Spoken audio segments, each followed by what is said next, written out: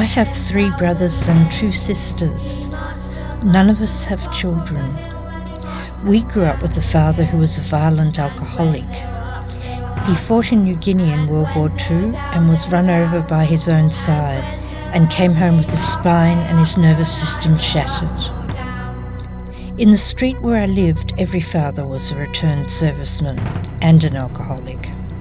Except for Ken, whose drug of choice was Beck's, around 100 powders a day. There was a lot of violence. The worst was Sam over the road. One night when he was roaring drunk, he traced his family round with an axe. My mother, my siblings and I all lived in a state of perpetual anxiety, wondering just how drunk and aggressive my father would be when he came home each night, wondering if we'd have food to eat and a roof over our head because he had lost yet another job through drinking.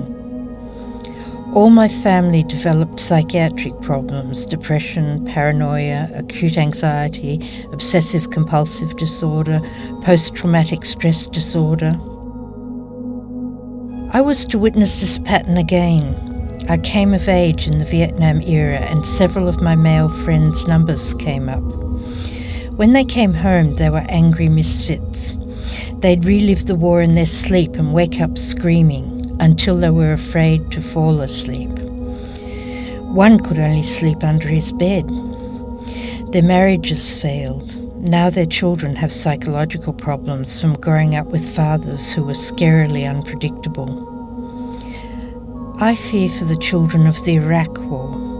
One of my nieces is married to a Kurdish doctor, so I've followed the American-Iraq War from both sides. He tells me of the terror that ordinary Iraqis live through every day. War touches everyone, not just the soldiers, but their wives, their children, the next generation. And it seems that before anyone gets a chance to recover, another war starts. My siblings and I were nearly 40 before we began to come out of the shadow of our father's war. By that time, many career opportunities were close to us, and half our lives were over. It was hard for us. We hadn't learned to socialise, friendships were hard to form, relationships difficult to maintain, and trusting in others remains an ongoing challenge. But we have made it through to our own forms of happiness. I work with people with psychiatric issues, showing how they can use art and writing both as a healing agent and a voice to express their vision, showing them that no matter how old you are, no matter how poor you are, there are always possibilities to move forward. I'm still on my journey.